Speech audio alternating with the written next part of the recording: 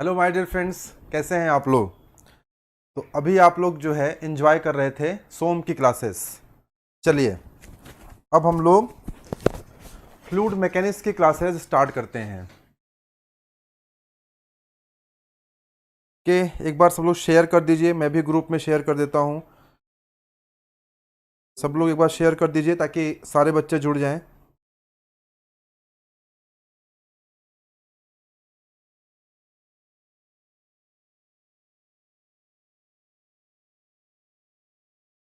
ठीक है, सब लोग आ गए हैं।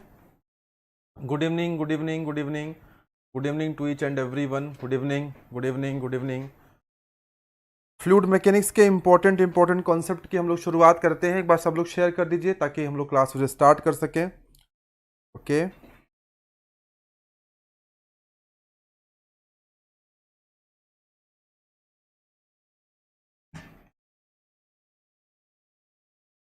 चलिए, रवि यादव, शैल कुमारी, मुकेश यादव।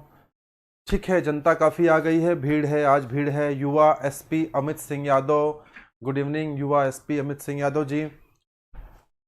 तो राम बच्चन, गुड इवनिंग राम बच्चन। आप लोग इंजॉय कर रहे हैं क्लासेस, मज़ा आ रही है। आप लेकर के कुछ सीखने को मिल रहा है, प्रिपरेशन लेवल ठीक चल रहा है। ठीक है, एग्जामिनेशन कभी भी हो, अब आप रेडी हैं, तैयार हैं। रोहित ने बारिश का भेजा है, बाहर बारिश हो रही है और अंदर जो है ज्ञान की बारिश हो रही है। सर असाइनमेंट कब तक दे रहे हैं? हाँ बेटा, अभी देखो बेटा, होता क्या ना कि हम लोग जैसे कोई काम प्लान करते हैं तो हम एक के बाद एक। गुड इवनिंग सार्थक, गुड इवनिंग। ठीक है, हम लोग एक के बाद ना एक चीज़ें प्लान करते हैं।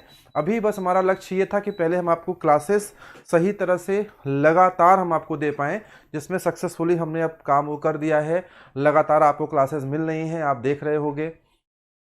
तो अब आगे नेक्स्ट टारगेट है, बहुत सारी चीज़ें हैं। असाइनमेंट है, चैप्टर वाइज असाइनमेंट है, इसके अलावा क्वेश्चन पेपर्स हैं। ईएससी का अलग सीरीज चलेगा, एसएससी जेई का अलग सीरीज चलेगा, एडवांस लेवल क्वेश्चंस की अलग सीरीज चलेगी, बेसिक लेवल क्वेश्चंस की अलग सीरीज चलेगी। थ्योरेटिकल कॉन्सेप्ट भी बहुत जल्दी आपको मिलने वाले हैं। मैं कुछ अनाउंसमेंट आपको अपनी तरफ से भी कम कर बता दे रहा हूँ। जैसे आपको सिविल वाले बच्चे हैं, उनकी बिल्डिंग मटेरियल में, ब्रिक्स में और सीमेंट में इस तरह की क्लासेस आपको मिलने वाली हैं। सर्वेइंग में एंगुलर मेजरमेंट, लिनियर मेजरमेंट की क्लास आपको मिलने वाली हैं। फ्लूइड मैकेनिक्स में आपका कहना था शुरू से ही, रोमा पांडे, गुड इवनिंग रोमा, आपका कहना था कि मैं बाउंड्री लेयर थ्योरी की क्लास ले लूं, और मैंने प्लान कर लिया है कि मैं बहुत जल्दी 2-4 दिन के अंदर बाउंड्री लेयर थ्योरी की क्लासेस भी शुरू करने वाला हूं।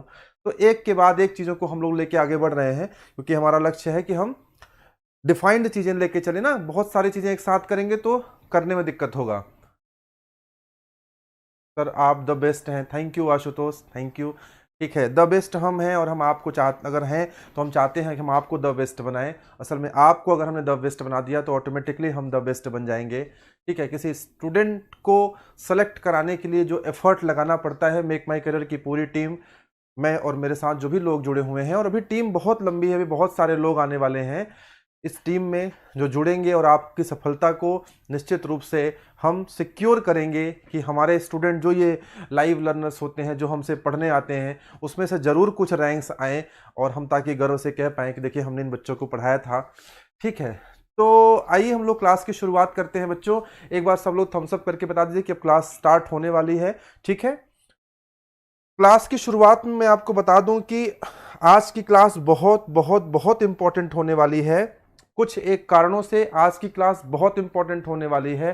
Please as soon as chapter wise study material, बिल्कुल आपके जो भी सुझाव हैं, अगर आपके पास कोई सजेशन है, आप इस नंबर पर अपने सजेशंस और अपने फीडबैक हम तक शेयर करेंगे तो हमें बड़ा अच्छा लगेगा। आप इस नंबर पे अपने सजेशंस, अपने सुझाव, और साथ ही साथ अगर आप शेयर करेंगे अपना फीडबैक कि हम कैसा आपके लिए काम कर रहे हैं, तो निश्चित रूप से मुझे बहुत खुशी होगी। मैं इंतज़ार करूंगा आपके मैसेजेस का। आप ज़रूर बताएं कि क्लासेस किस तरह से फ़ायदेमंद आपके लिए हैं, और हम आपके लिए क्या कर सकते हैं। अगर आप सुझाव देंगे तो निश्चित रूप से हम आपको मदद करने के लिए तैयार हैं। जब पढ़ेगा इंडिया तभी तो बढ़ेगा इंडिया, इंडिया बढ़ेगा और निश्चित रूप से एक दिन इंडिया विश्व गुरु बनेगा। और इंडिया की जो सारी ताकत है वो आप युवाओं के दम पे ही है। इसलिए मैं हमेशा कहता हूं कि JEE is a examination, junior engineer is an examination, it is not the biggest examination। ये तो एक छोटी सी परीक्षा है बच्चों, आप बड़े आराम से पास कर लोगे। The biggest examination is the examination of life. जो जिंदगी की परीक्षा है वो सबसे बड़ी परीक्षा है। मैं हमेशा अपने बच्चों से कहता हूं कि आप इंजीनियर बन जाओगे, आप जूनियर इंजीनियर बन जाओगे, मुझे खुशी होगी, लेकिन जब आप बहुत बड़े इंसान बन जाओगे, बहुत बड़े व्यक्ति बन जाओगे, तो मुझे बेहद और बेहद ज़्यादा खुशी होगी। तो ये तो बहुत छोटा सा एग्जाम है, इसको तो हम पास कर ही लेंगे, but the biggest examination is the examination of life. उस परीक्षा को आप पास करेंगे तो और बड़ा काम होगा। जेई तो इतना सा एग्जाम है, इसको तो यूं पास करके हम आपको दिखाएंगे पास करवा करके। चलिए आइए आगे बढ़ते हैं। एक बार सब लोग थम्स अप करके बता दो कि अब हम क्लास की शुरुआत करी जाए। आज की क्लास में मैं आपको बता दूं कुछ बड़ी मजेदार चीजें आपको पढ़ाने वाला हूं। आज एक आध क्वेश्चन नॉच पर है, आज एक दो क्वेश्चंस नॉच पर भी है। ये नॉच है, नॉच में दो प्रकार के नॉच होते हैं, एक रेक्टेंगुलर नॉच होता है और एक वी नॉच होता है। एक सिपोलेटी नॉच का नाम भी आपने सुना होगा, सिपोलेटी नॉच का नाम भी आपने सुना होगा। तो आज इन सब टॉपिक पे भी क्वेश्चंस हैं, उनको भी हम कोशिश करेंगे कि लगाने का प्रयास करेंगे कि ये सारे सवाल भी लगाए जाएं। कुछ नई नई चीजें आपको सीखने को मिलेंगी नॉच और वियर के बारे में। नॉच और वियर के बारे में भी कुछ एक क्वेश्चंस डाले हैं मैंने, जिसपे आपको रेक्टेंगुलर नॉच के बारे में, वी नॉच के बारे में और सिपोलेटी नॉच के बारे में, इन तमाम चीज़ों पे आपको कुछ क्वेश्चंस मिलने वाले हैं जो कि परीक्षा की दृष्टि से बहुत ही इंपॉर्टेंट हैं। चलिए आगे बढ़ते हैं। पहला क्वेश्चन देखते हैं आपके स्क्रीन पर। पहला क्वेश्चन बड़ा क्वेश्चन है। हमेशा मैं आईएएस के क्वेश्चंस लेके आता हूं, ये ईएस के क्वेश्चंस हैं। ईएस के क्वेश्चंस लगाने से क्या होता है, ईएस के क्वेश्चंस लगाने से ये होता है कि न सिर्फ क्वेश्चन लगता है बल्कि आपकी कॉन्सेप्ट बिल्डिंग भी होती है। अगर आप कंसेप्चुअली स्ट्रांग नहीं है तो आप कभी भी कोई क्वेश्चन लगा नहीं सकते हैं, अच्छे क्वेश्चन तो बिल्कुल नहीं लगा सकते हैं। इस सवाल को ध्यान से पढ़िए और जवाब दीजिए। मुझे स्क्रीन से हटना पड़ेगा क्योंकि सवाल काफ़ी लंबा है, काफ़ी बड़ा है। ध्यान से पढ़िए और जवाब दीजिए। पूरे सवाल को ध्यान से पढ़िए और जवाब दीजिए कि सवाल का सही आंसर क्या होना चाहिए।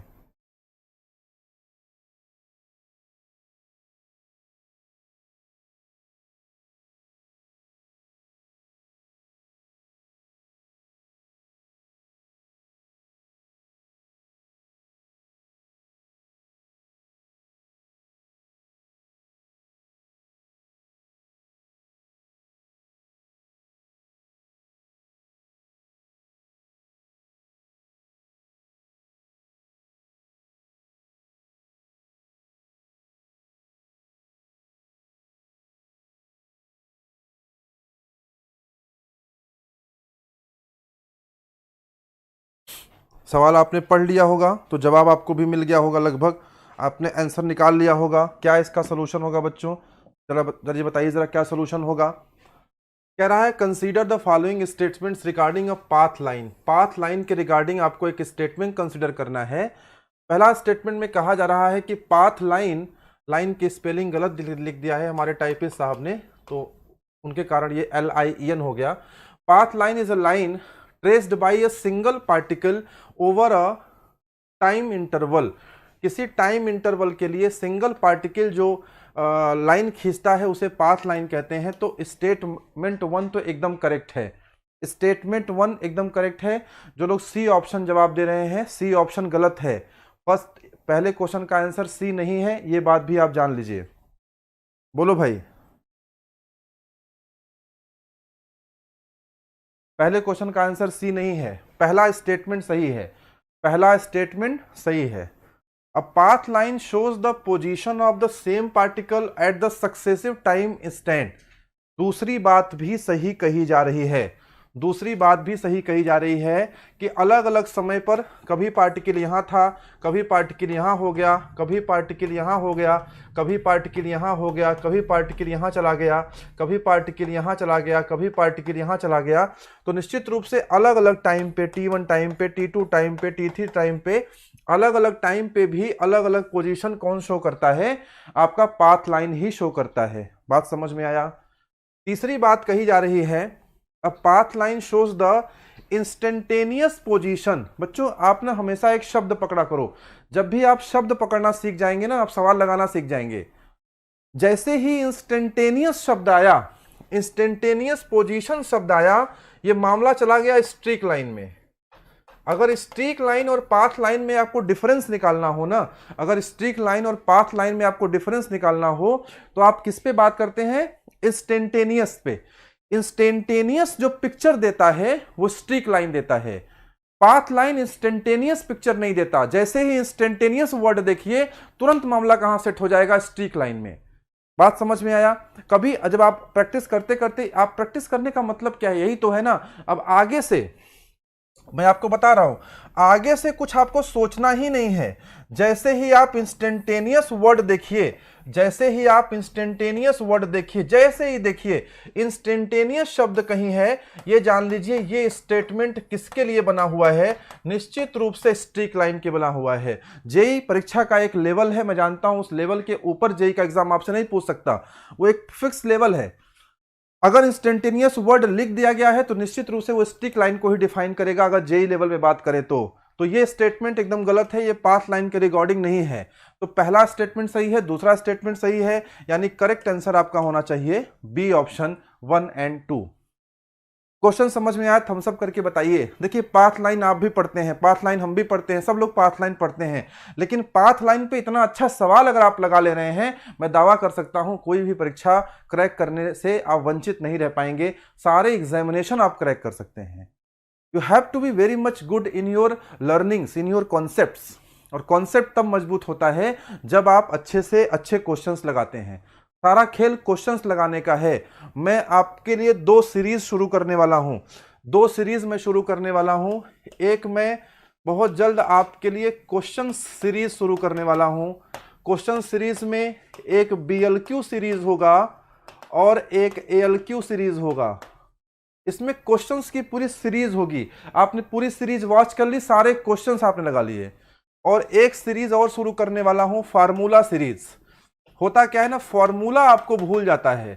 आप फार्मूला भूल जाते हैं कि फार्मूला कौन से पढ़ने हैं, कौन से नहीं पढ़ने हैं।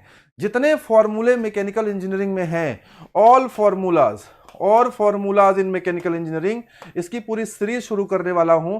पूरा फॉर्मूला कैसे आप रटेंगे, कैसे लिखेंगे, कैसे पढ़ेंगे, कैसे समझेंगे, एग्जैक्टली हर एक टिप्स एंड ट्रैक्स आपको बताया जाएगा। पढ़ते सब है लेकिन सेलेक्ट सब नहीं होते हैं। कारण क्या है?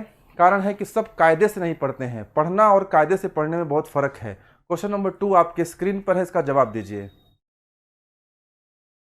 क्वेश्चन नंबर 2 आपके स्क्रीन पर है, इसका जवाब दीजिए। बताइए क्या आंसर होगा इसका? The Euler equations of motion is the statement of. Euler equations of motion, ये किसका स्टेटमेंट होता है? क्या ये एनर्जी बैलेंस है? क्या ये एनर्जी बैलेंस है? देखिए 3 प्रकार के इक्वेशन होते हैं। पहला इक्वेशन होता है आपका बर्नौली इक्वेशन, दूसरा इक्वेशन आपका होता है कॉन्टिन्यूटी इक्वेशन, तीसरा इक्वेशन आपका होता है आइलर इक्वेशन। तीसरा इक्वेशन आपका होता है आइलर इक्वेशन। जान लीजिए कि पूरी फ्लूइड मैकेनिक्स के यही 3 इक्वेशन पिलर्स हैं। पूरा फ्लूइड मैकेनिक्स, पूरी हाइड्रोलिक्स सिर्फ 3 इक्वेशंस के दम पे टिकी हुई है। केवल 3 इक्वेशन पढ़ते हैं, केवल 3 प्रिंसिपल पढ़ते हैं। There is no other principle rather than these 3। इन 3 के अलावा कोई अलग से प्रिंसिपल नहीं है। अगर हम बर्नौलीज प्रिंसिपल की बात करेंगे तो ये कंजर्वेशन ऑफ एनर्जी प्रिंसिपल पे बेस्ड होता है। अगर हम कॉन्टिन्यूटी की बात करेंगे तो ये मास पे बेस्ड होता है। अगर हम आइलर की बात करेंगे तो ये किस पे बेस्ड होता है? मोमेंटम पे बेस्ड होता है। बात समझ में आया? तो आइलर इक्वेशन किस पे है? कंजर्वेशन ऑफ मोमेंटम पे है। अब देखो ये तो एकदम गलत हो गया, एकदम गलत हो गया। Conservation of momentum for inviscid fluid, conservation of momentum for incompressible fluid, conservation of momentum. देखो तीनों में conservation of momentum momentum momentum दिया है। बड़ा कंफ्यूजन। एक सवाल 3 जवाब, बड़ी नाइंसाफी। एक सवाल 3 जवाब, बड़ी नाइंसाफी। तीनों जगह तो कंजर्वेशन ऑफ मोमेंटम लिखा है। अब कंजर्वेशन ऑफ मोमेंटम अगर आप समझ में आ गया तो आगे का देखिए, आगे क्या लिखा है? आगे लिखा है यहाँ पे इनविसिड, यहाँ इनकंप्रेसिबल और यहाँ रियल फ्लूइड। ध्यान दीजिए, इनको हम लोग बोलते हैं अजम्पशंस। कोई भी इक्वेशन पढ़िए, अजम्पशंस का बहुत इंपॉर्टेंट रोल है। अगर आपके अजम्पशंस नहीं क्लियर हैं तो इक्वेशन को सही सही आप जवाब नहीं दे पाएंगे। कोई इक्वेशन किन मान्यताओं के साथ पढ़ी गई है, किन अजम्पशंस के साथ पढ़ी गई है, यह जानना बहुत जरूरी है। अगर आप अजम्पशंस की बात करेंगे तो आयलर इक्वेशन केवल और केवल इनविसिड फ्लूइड पर अप्लाई हो सकती है, यानी B option is the correct option my dear friends. B is the correct answer. बात समझ में आ रहा है? क्लियर है भाई? थम्स अप करके बताओ। संख्या काफी कम हो गई है, ये 40 तक थी अभी थोड़ी देर पहले, इसको और बढ़ाइए, शेयर करिए लोगों से। एक बच्चा, सिर्फ एक बच्चे से शेयर करेगा तो भी ये 30 से तुरंत 60 पहुंच जाएंगे, ठीक है ना। आज तो तुम लोग अर्धशतक लगा दो, आज तो कम से कम 50 लाइव हो जाएं। मेरी आंखें तरस गई हैं 50 लाइव देखने के लिए। हाँ बोलो भाई, आज 50 लाइव कर दो जल्दी से। चलिए क्वेश्चन नंबर 3, इसका जवाब दीजिए। बहुत अच्छा क्वेश्चन है, बहुत अच्छा क्वेश्चन है। ये क्वेश्चन कोई लल्लू बुद्धू क्वेश्चन नहीं है, ये लॉलीपॉप क्वेश्चन नहीं है। ये वो क्वेश्चन है ना जो लगाएगा वो सीधे जेई तो तुरंत, जेई तो क्या है यार, ए ही क्रैक कर लेगा वो। लगाओ जरा इस सवाल को, इस सवाल को लगा के बताओ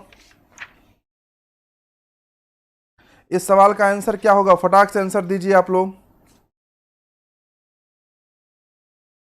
फटाक से आंसर दीजिए। क्वेश्चन नंबर 3 का आंसर क्या है? 3 का आंसर क्या है? देखिए मिलाइए ना, एक एक को मिलाइए। ए किससे मिल रहा है? ए किससे मिल रहा है? Pitot tube. पिटॉट ट्यूब किससे मिल रहा है? पिटॉट ट्यूब किससे मिल रहा है बताइए, बोलो भाई। पिटॉट ट्यूब किससे मिल रहा है? 3 का आंसर, 3 का आंसर बताइए। पिटॉट ट्यूब किससे मिल रहा है? 4 से ना। पिटॉट ट्यूब जहां देखेंगे वहां किसकी बात करेंगे? स्टैग्नेशन प्रेशर की बात करेंगे। बी किससे मिल रहा है? माइक्रोमैनोमीटर। माइक्रोमैनोमीटर मिलेगा, माइक्रोमैनोमीटर मिलेगा डिफरेंशियल प्रेशर को लेके, यानी थर्ड से ना, थर्ड से मिलेगा। क्वेश्चन नंबर 3 कर रहा हूं मैं, समझ में आ रहा है? बोलो भाई। 3 का बी, 3 का कौन सा ऑप्शन बन रहा है? अगर 4 और 3 देखें तो कहीं बन रहा है? देखो इसमें तो नहीं है, और इसमें भी नहीं है, और इसमें भी नहीं है, तो कायदे से आंसर तो आपको 2 ही लगा के मिल गया, 2 ही चीजें करके आपको आंसर मिल गया। 3 का बी पार्ट, 3 का बी पार्ट केवल 2 चीजों को कनेक्ट करके मिल गया। मैक्रोमैनोमीटर जानते हो क्या होता है? मैक्रोमैनोमीटर स्मॉल प्रेशर डिफरेंस नापने के लिए यूज होता है। मैक्रोमैनोमीटर कोई बहुत बड़ी चीज नहीं है। तो मैक्रोमैनोमीटर देखिए, बी का थर्ड हो गया। सी कितना हो जाएगा? सी कितना हो जाएगा? सी का सेकंड होना चाहिए। पाइप बेंड मीटर से क्या करते हैं? जी हाँ, रेट ऑफ फ्लो मेजर करते हैं। ये बेंड मीटर को ही ना आप लोग एल्बो मीटर भी बोलते हैं। बेंड मीटर को ना आप लोग एल्बो मीटर भी बोलते हैं। इसी को आप क्या बोलते हैं? Elbow meter. ठीक है, तो सी का कितना हो गया? सेकंड हो गया। और डी क्या है? वाल प्रेशर टैप। ऑल वाल प्रेशर टैप क्या होगा? फ्लो स्टैटिक हो जाएगा, 1 मिल जाएगा। बात समझ में आया ना? तो this is the correct answer. Question number 3 का आंसर क्या आया? B part.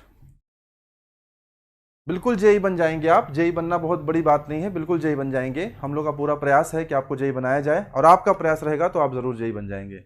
एल्बोमीटर भी बोलते हैं। बात समझ में आया ना? क्वेश्चन नंबर 3 का आंसर क्या है? B option is the correct option. Question number 4, सारे क्वेश्चन, जितने क्वेश्चंस मैं करा रहा हूं सारे के सारे क्वेश्चंस आईएएस के क्वेश्चंस हैं। सारे के सारे क्वेश्चन बच्चों ईएस के क्वेश्चंस हैं। ये सारे क्वेश्चन किसके हैं? Engineering services examination. आप अगर ईएस के क्वेश्चंस नहीं, ईएस के क्वेश्चंस लगा लेंगे तो फिर बचता क्या है? जेई में तो ईएस का ही डिक्टो कॉपी करते हैं, सीधे सीधे उठा के क्वेश्चन कॉपी कर देते हैं। अगर आईएएस वाले गलत आंसर लिख दें तो जेई वाले गलत आंसर ही कॉपी कर देते हैं, आंसर वो नहीं चेक करते हैं। ये तो स्थिति है। बात समझ में आया ना? तो बहुत सिंपल चीजें हैं, जेई क्रैक करना बहुत डिफिकल्ट नहीं है। बस आपको 2-3 चीजें चाहिए, स्पीड चाहिए, एक्यूरेसी चाहिए, कंटेंट चाहिए, नॉलेज चाहिए, प्रैक्टिस चाहिए, प्रॉपर कॉन्फिडेंस चाहिए, मोटिवेशन चाहिए, अच्छा गाइड चाहिए, that's it. Question number 4, E rotational flow के बारे में बात हो रही है कि भाई ई रोटेशनल फ्लो क्या होता है। ई रोटेशनल फ्लो क्या होता है, इसके बारे में बात हो रही है कि ई रोटेशनल फ्लो होता क्या है। बोलो भाई, ई रोटेशनल फ्लो क्या होता है? क्वेश्चन नंबर 4 देखो ध्यान से। Fluid flows along straight line, straight line में फ्लो करे या स्ट्रेट लाइन में न फ्लो करे, ऐसा कोई शर्त नहीं है। स्ट्रेट लाइन में फ्लो करे या स्ट्रेट लाइन में न फ्लो करे, ऐसी कोई शर्त नहीं है। Fluid does not rotate as it moves along, fluid जो है वो अलोंग मूव कर रहा है इसलिए रोटेट नहीं करेगा, ऐसी भी कोई शर्त नहीं है। शर्त क्या है? सी ऑप्शन में जो शर्त लिखी है वही शर्त है कि net rotation of the fluid particles about their mass center remain zero. जो नेट रोटेशन है फ्लूइड पार्टिकल का उसके मास सेंटर के अबाउट वो जीरो होना चाहिए। This is the correct option of the question number 4 my dear friends. 4 का answer क्या आ गया? C option is the correct option. बात समझ में आती है? क्वेश्चन नंबर 4 के आगे बात चलते हैं क्वेश्चन नंबर 5। क्वेश्चन नंबर 5 में the instrument preferred in the measurement of highly fluctuating velocity, highly fluctuating velocity measure करना है। Which instrument would you like to prefer? Inviscid fluid क्या होता है रवि? इनविसिड फ्लूइड वो होता है बेटा जिसमें विस्कोसिटी जीरो होती है, जो इनविस्कस है, जो विस्कस नहीं है। बात समझ में आया?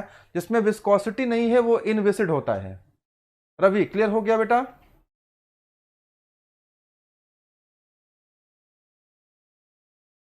इनविसिड का मतलब है इनविस्कस, जिसमें विस्कोसिटी नहीं है।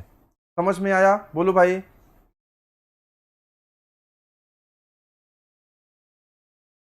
देखो बेटा अगर यहां पे हम लोग देखिए ना, यहां पे अगर आप देखेंगे तो पहले ऑप्शन में पिटाट ट्यूब है और बाकी सारे ऑप्शन में देखिए एनीमोमीटर एनीमोमीटर एनीमोमीटर लगा हुआ है।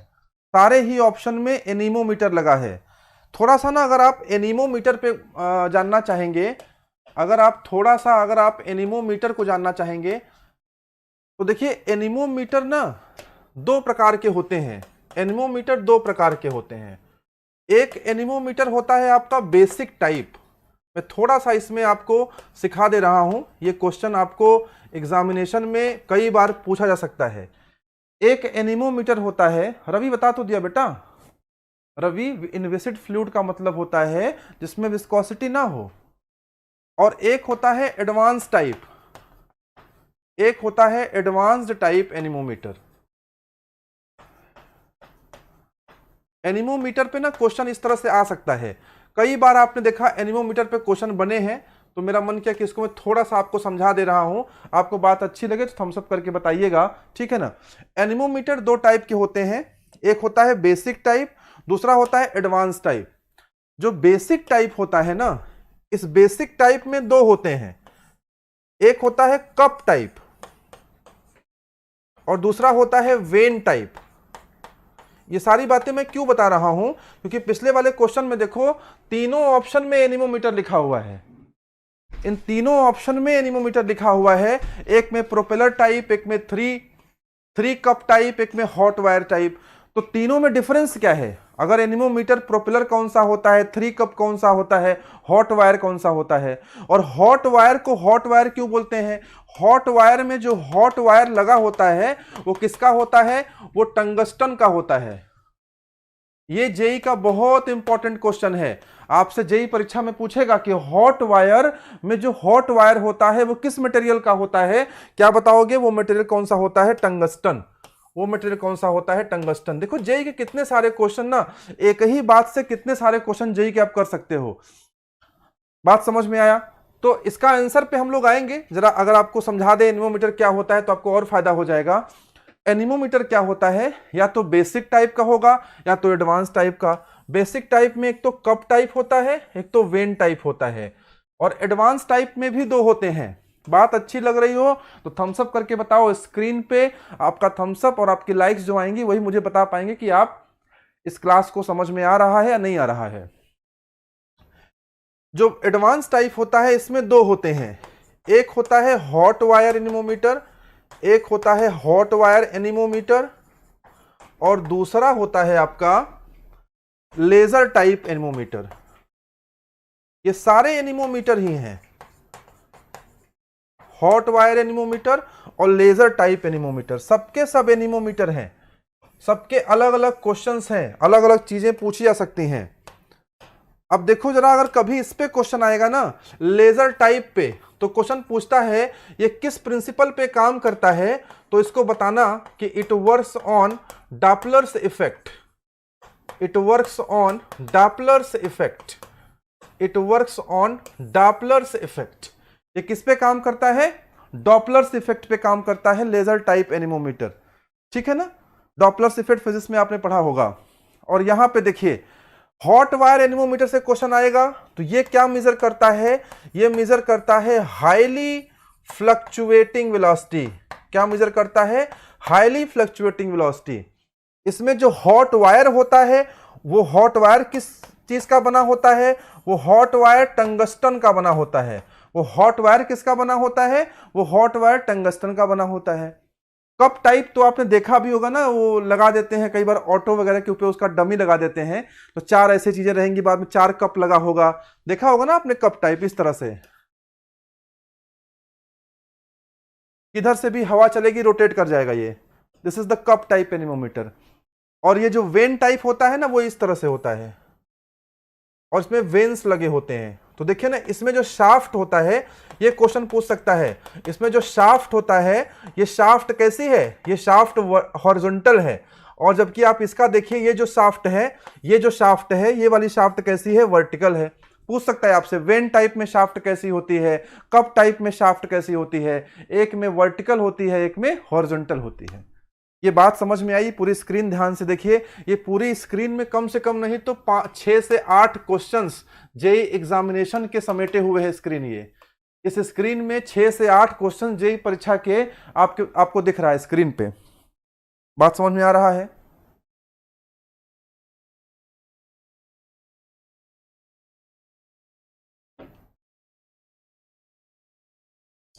अगर इतना खाली पढ़ लो तो आपके कम से कम 6 से 8 क्वेश्चन निकल जाएंगे जो मैंने अभी आपको बताया।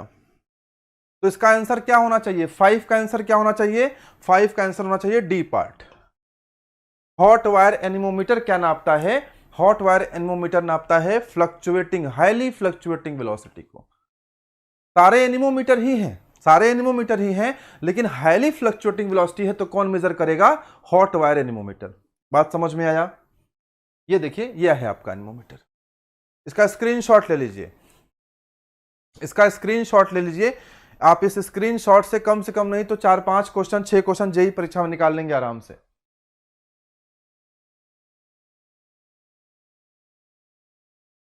Good evening, good evening, good evening. हट गए भैया, स्क्रीनशॉट ले लो, आराम से स्क्रीनशॉट ले लो, हट गए।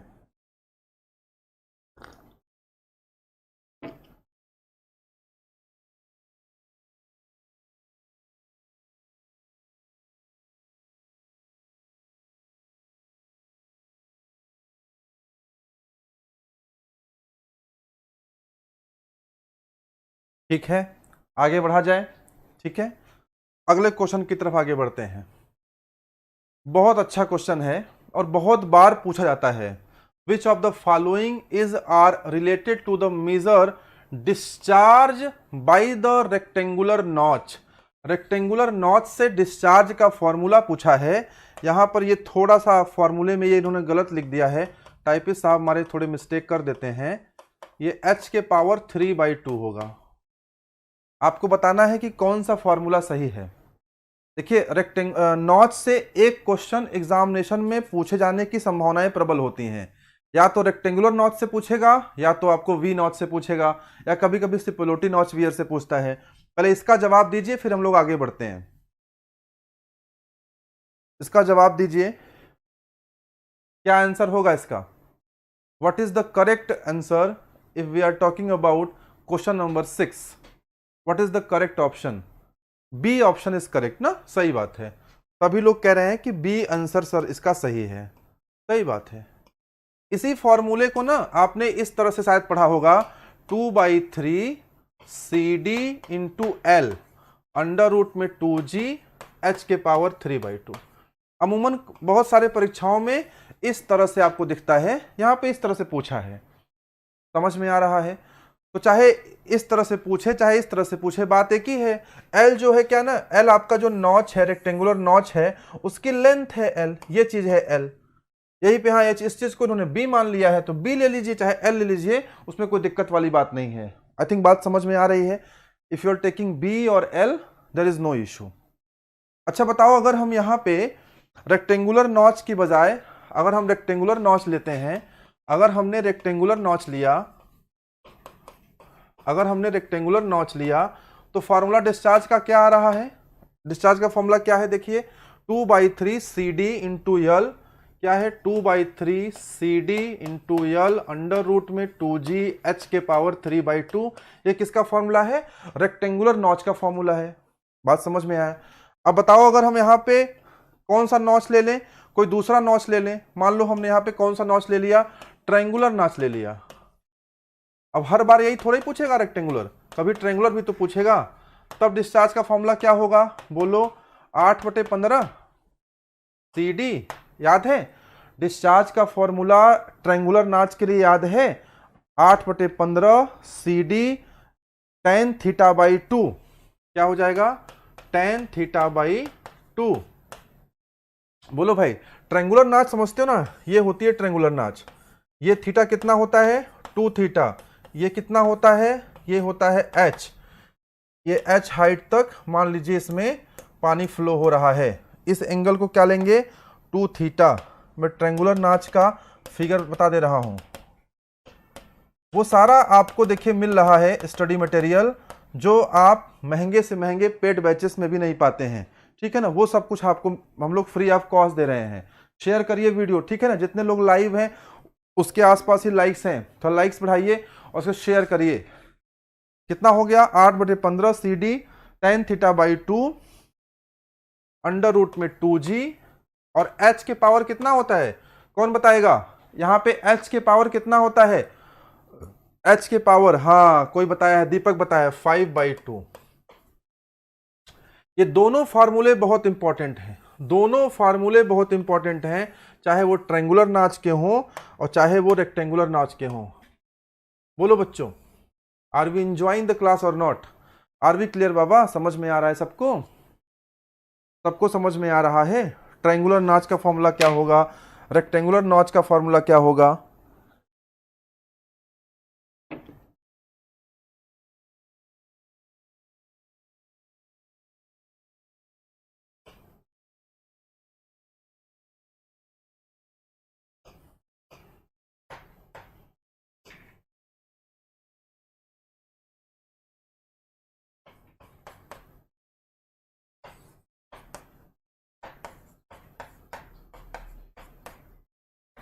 कभी कभी ये वाला फॉर्मूला भी पूछ लेता है।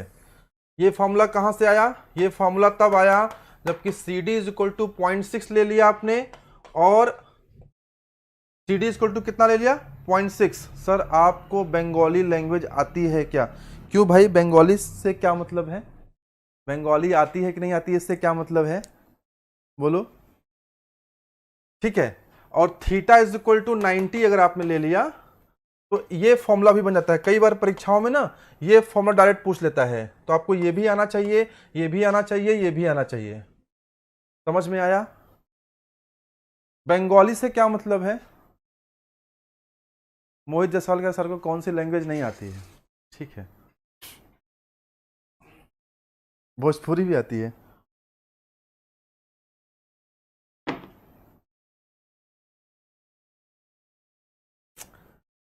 एक इंपॉर्टेंट क्वेश्चन नोट करो, important question, important question note करो। बताओ सब लोग क्या आंसर होगा इसका? क्या क्वेश्चन है? यदि वी नॉच में हेड को 4 गुना कर दिया जाए, 4 गुना कर दिया जाए, तो डिस्चार्ज कितने गुना हो जाएगा? डिस्चार्ज कितने गुना हो जाएगा? 4 गुना, 8 गुना, 16 गुना, 32 गुना, ठीक है ना। गुणा लिखो या गुना लिखो, बात एक ही है। मैंने हिंदी इसलिए लिखा क्यों, समझाने के लिए आपको।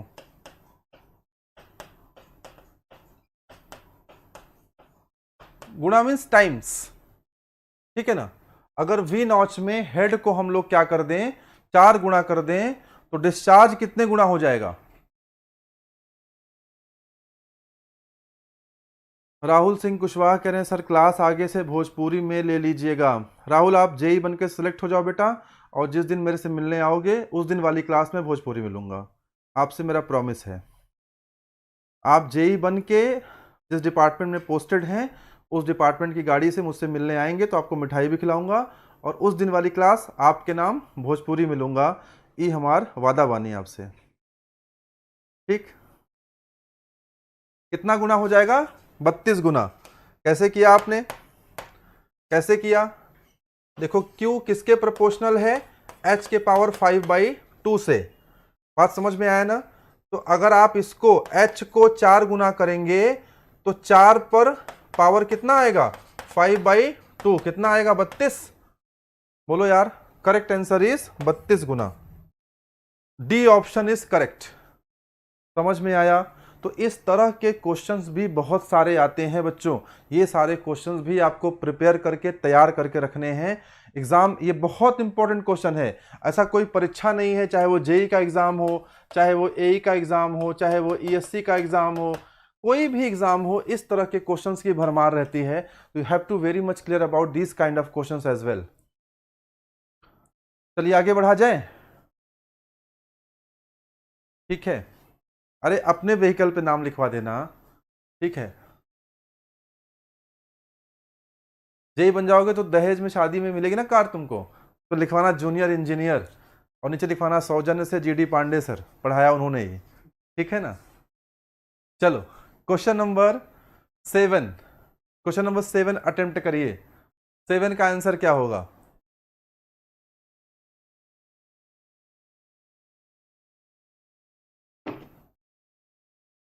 बहुत इंपॉर्टेंट है बच्चों। अजम्पशन पे कोई ध्यान नहीं देता। जब भी आप कुछ भी करते हैं ना, डेराइविंग बर्नौली इक्वेशन, जब आप बर्नौली इक्वेशन डेराइव करते हैं, कोई व्यक्ति अजम्पशन पे ध्यान नहीं देता, और अजम्पशन पे ध्यान नहीं देंगे तो कभी भी आप सही से क्वेश्चन नहीं लगा पाएंगे।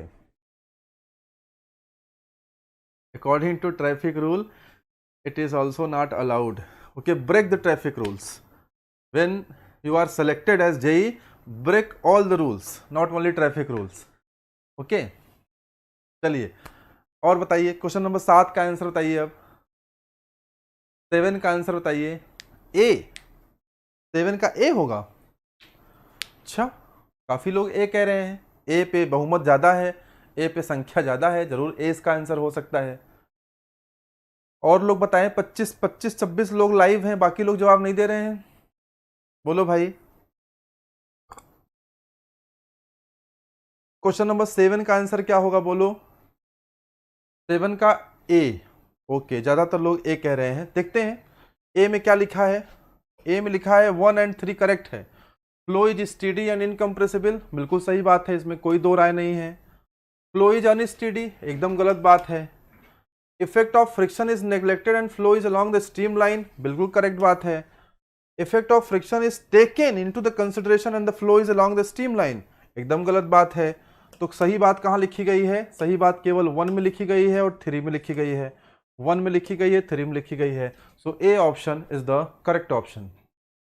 बहुत बात पकड़ में आया, समझ में आ रही चीजें। 7, चलो 8 करो। A stream line is a line, stream line कौन सी लाइन होती है बताइए भाई। क्वेश्चन पढ़िए, जवाब दीजिए फटाफट। बहुत सिंपल सिंपल क्वेश्चंस हैं, इसमें कोई डिफिकल्ट क्वेश्चन नहीं है, बहुत आसान क्वेश्चंस है अभी, ठीक है। नॉच वियर वाले क्वेश्चन थोड़े से ट्रिकी थे, आपको आइडिया नहीं होता है, कई बार आप भूल जाते हो फॉर्मूला, लेकिन फॉर्मूला याद रखिए हमेशा, ज़्यादा अच्छा रहेगा। अब इसको लगाइए, stream line is a line, stream line कौन सी लाइन होती है।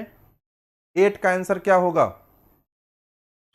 विच is long path of the particle which is always parallel to the main direction of flow along which there is a no flow on which the tangent। अगर stream line की बात हो रही है तो सीधे किसकी बात करेंगे, tangent. Drawn at any point gives the direction of the velocity. Correct statement is D option, बल्कि डी पूरा डेफिनेशन ही लिख के दे दिया है क्वेश्चन नंबर 8 का। 8 का सही सही डेफिनेशन उतार के डी में लिख दिया। अगर स्ट्रीमलाइन की परिभाषा जानना चाहोगे तो क्वेश्चन नंबर 8 में डी पार्ट में आपको मिल जाएगा। समझ में आ रहा है? ज्यादातर लोग डी ऑप्शन जवाब भी दे रहे हैं। अब आप लोग समझने लगे हैं ना, क्वेश्चंस का पैटर्न भी आप समझने लगे हैं, जवाब भी देने लगे हैं, अच्छे जवाब दे रहे हैं आप लोग, ठीक है ना, अच्छे से आप उसको रिप्लाई भी कर रहे हैं, समझ में भी आपको आ रहा है, ठीक है। चलिए आगे बढ़ते हैं। चलिए भयंकर वाला क्वेश्चन आ गया। हाँ, इसको बहुत अच्छे से पढ़ के करिए। ये क्वेश्चन आईएएस का क्वेश्चन है और गेट का, दोनों में आया हुआ है। ये क्वेश्चन गेट में भी आया हुआ है, ये क्वेश्चन ईएससी में भी आया हुआ है। ये ऐसे झट से नहीं निकलेगा, बढ़िया से पढ़ के जवाब दीजिए, बढ़िया से पढ़िए फिर जवाब दीजिए क्या इसका आंसर होगा। एक एक पढ़ना, सारे विकल्प पढ़ना पड़ेगा, ए भी पढ़ना पड़ेगा, बी भी पढ़ना पड़ेगा, सी भी पढ़ना पड़ेगा, डी भी पढ़ना पड़ेगा, इधर 1 2 3 4 पढ़ना पड़ेगा, तब जवाब निकल पाएगा। बढ़िया से पढ़ के जवाब दो जरा। क्वेश्चन नंबर 9 का आंसर क्या होगा? बहुत अच्छा क्वेश्चन है। इसे ना, इस क्वेश्चन को आप यहां मैं एक बार करा दूंगा, आंसर बता दूंगा। सर आप किस डिस्ट्रिक्ट से हैं? मैं मिर्जापुर से हूं, कालीन भैया की नगरी मिर्जापुर, ठीक है। मैं मिर्जापुर से हूं, मिर्जापुर से, प्रयागराज में रहता हूं मैं, बट हूं मैं तो मिर्जापुर से ही ना। क्वेश्चन नंबर 9 का जवाब दीजिए फटाफट। आप लोग किस शहर से हैं? राहुल सिंह कुशवाहा, राहुल आप कहां से हैं बताइए, आप कहां से हैं? सब लोग अपने अपने प्लेस का नाम लिख के इसमें मेंशन करें। अंकित सिंह मैं भी हूं। 9 का डी, अजय कुमार 9 का डी आंसर बता रहे हैं। मुझे नहीं आइडिया है डी है कि सी है, पहले आप पढ़िए एक बार, सारे लोग लगाने का प्रयास करिए। 3214 दीपक, 3214 3214 तो बी में आ रहा है, तो दीपक का आंसर बी है और एक का आंसर डी है। डी और बी दो आंसर आ गए हैं। अच्छा, आप आजमगढ़ से हैं। कुछ लोग का बी आ रहा है, कुछ लोग का डी आ रहा है। 9 में कुछ का बी आ रहा है, कुछ का डी आ रहा है। राहुल सिंह कुशवाहा गाजीपुर से हैं, रोहित कुमार जौनपुर से हैं। तुम लोग इलाहाबाद आना तो मिलना जरूर हमसे, ठीक है ना। जब भी आप इलाहाबाद आएंगे, बालसन चौराहे पे हमारा इलाहाबाद सेंटर है, जहां हम लोग ऑफलाइन बैचेस भी लॉन्च करने वाले हैं बहुत जल्द, जैसे ही कोविड के प्रोटोकॉल्स खत्म होंगे, नॉर्म्स खत्म होंगे कोविड के। तब फतेहपुर से हैं, कुछ लोग जौनपुर से हैं। इसके अलावा हम लोग दिल्ली, जयपुर, पटना, हर एक जगह पे सेंटर्स लॉन्च करेंगे अपने इंस्टीट्यूट के। तो इलाहाबाद सेंटर पे मैं रहता हूँ, जब भी आप आइए, बलिया से हैं तो आप बालसन चौराहे पे मिलने जरूर आइए हमसे, ठीक है ना। चलिए, तो इसका आंसर क्या सही होगा? इसका आंसर सही होगा, इसका आंसर सही होगा, जो भी आपके जूनियर्स हैं, जो भी आपके जूनियर्स हैं जो ऑफलाइन बैचेस पढ़ना चाहते हैं, जिन्होंने भी कोचिंग नहीं करी है, आप ये मैसेज उन तक कन्वे कर दीजिएगा कि हम लोग इलाहाबाद में जैसे ही कोविड का इशू समाप्त होगा और ये गाइडलाइंस खत्म हो जाएंगी कोचिंग बंद करने का, अगस्त के फर्स्ट वीक तक मुझे लगता है सारी कोचिंगें खुल जाएंगी। तो अगस्त के फर्स्ट वीक से हम लोग भी ऑफलाइन बैचेस लॉन्च करने वाले हैं। ऑफलाइन बैचेस जो हम लोग चलाएंगे बच्चों, उसमें फ़ायदा क्या है? उसमें हम लोग हाइब्रिड बैच चलाएंगे। हाइब्रिड बैच का मतलब है उसमें ऑफलाइन भी मिलेगा, ऑनलाइन भी मिलेगा। मतलब कोर्स जो पूरा नहीं होता ना ऑफलाइन में, लॉकडाउन वगैरह के कारण, ये समस्या नहीं आएगी। जैसे ही आपका ऑफलाइन बैच बंद होगा लॉकडाउन या किसी वजह से, आपकी सारी क्लासेस ऑनलाइन मिल जाएंगी। आपको हर एक क्लास ऑनलाइन मिल जाएगी अगर ऑफलाइन में कोई डिस्टर्बेंस आता है तो। We are the first institute in JEE at least which providing the hybrid batch. हम लोग का हाइब्रिड बैच रहेगा, इसमें ऑनलाइन भी मिलेगा, ऑफलाइन मिलेगा। इस पर कंप्लीट वीडियो हम आपको देंगे। अच्छा, आप कुंदन गेस्ट हाउस के पास रहते हैं? बिल्कुल। तो इसका करेक्ट ऑप्शन क्या है? 9 का आंसर क्या बताया आप लोगों ने? बी इसका करेक्ट आंसर है। आप मिला लेंगे तो इसका बी आंसर बी आएगा। मैं इसको एक्सप्लेन नहीं कर रहा हूं, उस पर एक्सप्लेन करने जैसा कुछ है भी नहीं। दीपक तो महाराष्ट्र से है, सीमा वर्मा एमपी से है, खरगोन से। एमपी, यूपी, महाराष्ट्र, कई सारे स्टेट्स कवर कर रहे हैं हम लोग, ठीक है सीमा। तो अभी हम लोग जो बैचेस लॉन्च करेंगे उसमें ऑनलाइन भी रहेगा, ऑफलाइन भी रहेगा, सब्जेक्ट वाइज भी रहेगा, क्रैश कोर्स भी रहेगा, तमाम चीज़ें लॉन्च करने वाले हैं। पहले ये था कि हम आपके लिए फ्री कोर्सेज जैसे चल रहा है ये चलता रहेगा, इसमें कोई किसी तरह का कोई चेंज नहीं आएगा, आप लोग परेशान ना होइएगा। मुंबई से हैं सर, महाराष्ट्र, जी जी जी जी। इसका आंसर बी है, इसमें बहुत एक्सप्लेनेशन की जरूरत नहीं है, हमने सब एक्सप्लेन कर रखा है ऑलरेडी। अगर कोई डाउट हो तो आप मेरे से पर्सनली पूछ लीजिएगा मेरे व्हाट्सएप नंबर पे। जितेंद्र बलिया से हैं, जितेंद्र आई नो आप बलिया से हैं। बलिया गाजीपुर के बहुत बच्चे इलाहाबाद में रहते हैं ना। Question number 10, in pitot tube the velocity of flow at a point is reduce to 0, that point is known as. ये तो क्वेश्चन बिल्कुल रट गया होगा, उस पॉइंट का नाम क्या होता है? Stagnation point. Mohit Jaiswal from Delhi. Barkha Jhile, अच्छा बरखा आप कहाँ से हैं? हाँ ये बहुत खूबसूरत बात है कि ऑल ओवर इंडिया। बरखा एमपी से हैं, भरवानी से। सतीश कुमार पटेल जौनपुर से हैं, बहुत बढ़िया। ऑल ओवर इंडिया कवर कर रहे हैं हम लोग, हर एक स्टेट से बच्चे हमारे यहाँ पढ़ रहे हैं। 10 का आंसर ए पार्ट होगा, बहुत सिंपल सा क्वेश्चन है। ये क्वेश्चन इसलिए है क्योंकि आपको याद रहे, कहीं सरल वाला भूल न जाए। मैं हमेशा बोलता हूँ ना, सिंपल थिंग्स और ऑलवेज कॉम्प्लिकेटेड। तो सरल चीज़ें होती हैं वही सबसे मुश्किल चीज़ें होती हैं, वही आपको सबसे परेशान करती हैं। Stagnation point, right. चलिए क्वेश्चन नंबर 10 के बाद question number 11, the length of the divergent portion. Divergent portion की लेंथ जो होगी वेंचुरीमीटर की, in comparison to convergent portion. Divergent वाली जो लेंथ होगी वो कन्वर्जेंट वाली लेंथ से क्या होगी? ये कन्वर्जेंट पोर्शन होता है, ये डाइवर्जेंट पोर्शन होता है, इसकी लेंथ ज़्यादा होती है, यानी करेक्ट आंसर 11 का बी पार्ट।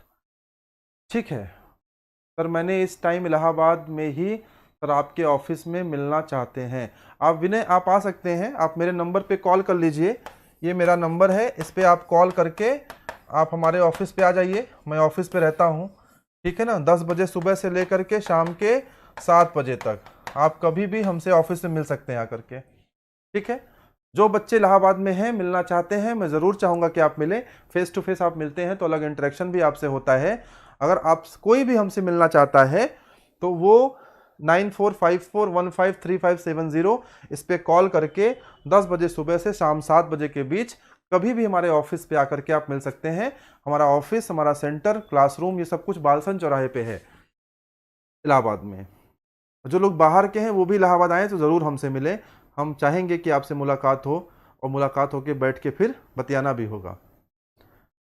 ठीक है, तो समय अब इजाज़त नहीं दे रहा है क्लास को आगे बढ़ाने का, क्योंकि 6 बजने वाले हैं और 6 बजे से क्लास होती है शिवेन सर की। शिवेन सर कास्टिंग पढ़ाते हैं, और कास्टिंग नहीं, वेल्डिंग पढ़ा रहे हैं इस समय, हाँ वेल्डिंग पढ़ा रहे हैं। और सर ऑफिस कहाँ है? बालसन चौराहे पे है बेटा। विनय आप इस पर कॉल कर लेना, if you have any doubt you can call मी। आप कॉल करना, फिर सारी डिटेल हम आपको दे देंगे। ठीक है, तो आज की क्लास हम लोग यहीं पे कंक्लूड करेंगे, कल फिर आपसे मुलाकात होगी, तब हम लोग बात करेंगे कि नए क्वेश्चंस को लेकर के आएंगे। मैं एक बार मिल चुका हूं सर। रोहित आप मिल चुके हैं मुझसे? मुझे आइडिया नहीं है, एक बार आप फिर से मिले ताकि मुझे याद रहे कि हाँ आप मिल चुके हैं।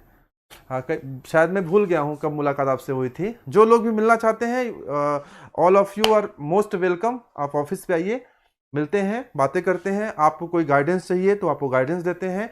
और स्टूडेंट कम्युनिटी के लिए मैंने एक बात बोली कि जब हम लोगों ने मेक माई करियर को प्लान किया, जब JEE बैचेस प्लान किए, टीम फॉर्मिंग करना स्टार्ट किया, टीम बनाना शुरू किया, और जब हम आए इस फील्ड में और अभी जिस तरह से हम काम करना चाह रहे हैं, we are committed to support student community 24/7। हम स्टूडेंट कम्युनिटी के लिए सुबह शाम दिन रात खड़े हैं, क्योंकि अभी हमारा प्रोजेक्ट यही है कि हम आपको कितना सपोर्ट करके सेलेक्ट करा पाएँ। जो लोग पूछ रहे हैं किस रोड पे, आप इस नंबर पे कॉल करना, मैं सारी डिटेल आपको दे दूंगा। ठीक है ना?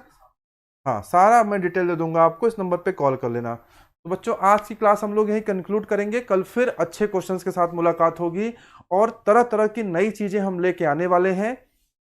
वो मैंने आपको पहले ही बता दिया है कि हम आपको थ्योरेटिकल क्लासेस देने वाले हैं। टेस्ट सीरीज हमारा लॉन्च हो चुका है। पहला टेस्ट किसी की वजह से कुछ बच्चे नहीं दे पाए थे, उनको रीशेड्यूल्ड की डेट मिलेगी। हर संडे एक टेस्ट होगा, वो फ्री ऑफ कॉस्ट टेस्ट है। इसके साथ हमारा ऑफलाइन ऑनलाइन बैचेस भी लॉन्च हो रहे हैं। ये सारी चीज़ें हैं। तो खैर आज हम लोग कंक्लूड करते हैं यहीं पर। किसी को कोई डाउट है आप इस नंबर पे भी कॉल कर सकते हैं, हमसे आपकी बात हो जाएगी। आज के लिए इतना ही। Thank you very much.